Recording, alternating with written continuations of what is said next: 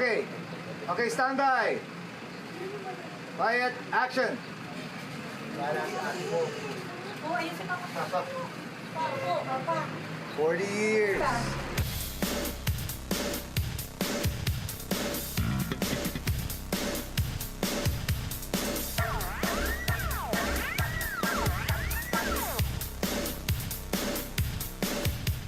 Na. Akalain mo nga naman yun. Ang ComArts sa Lasal, 40 na?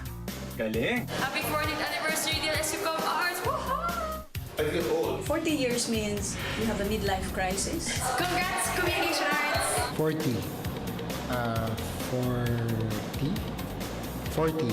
Just made me realize I've done a little over half that time of my career when I think of 40 years of ComArts. Ooh, what? 40 na? Wow! Happy anniversary!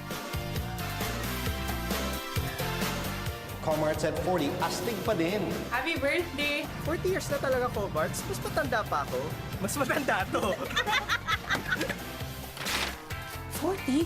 Why am I not surprised? Happy 40th anniversary, DLSU Communication Arts. 40 years na pala ang ComArts sa DLSU. Eh paano ba yan? 35 years naman akong out of college. Life begins at 40. 40? You mean magkasing age na kami ngayon? Whatever. Nakatikim ka na ba ng... Congratulations on your 40th anniversary. Happy anniversary! Congratulations, DLSU ComArts! Congratulations, DLSU ComArts! Kwenta na! Love Shack! Baby, Love Shack!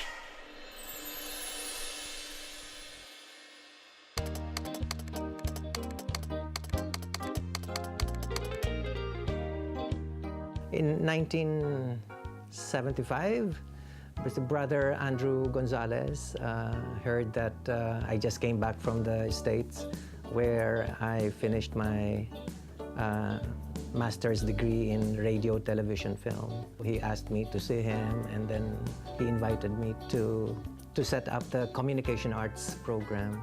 The program was production-oriented since it was my background, and then I thought that there was a need for a school where students can study media production, and a school where equipment would be made accessible to students. But that was the program that I designed.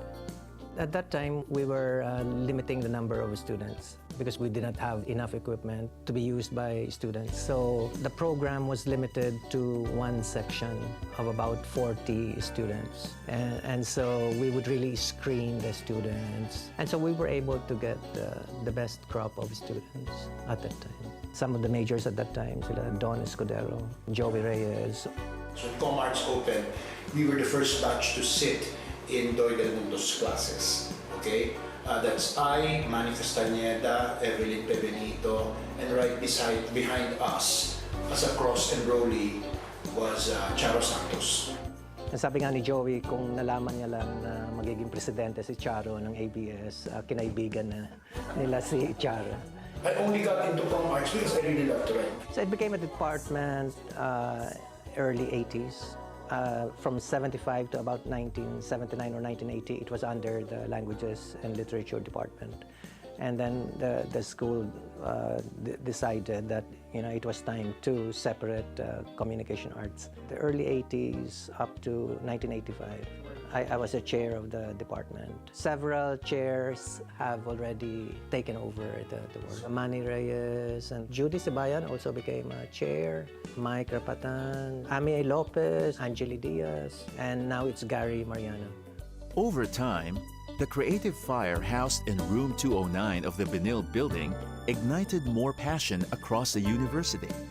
And it all started with an inspiring Pied Piper who called on to students to nurture an immense hunger to change the ways of mass media in our society. This is ComArts. 40 years of telling a story, 40 years of making history.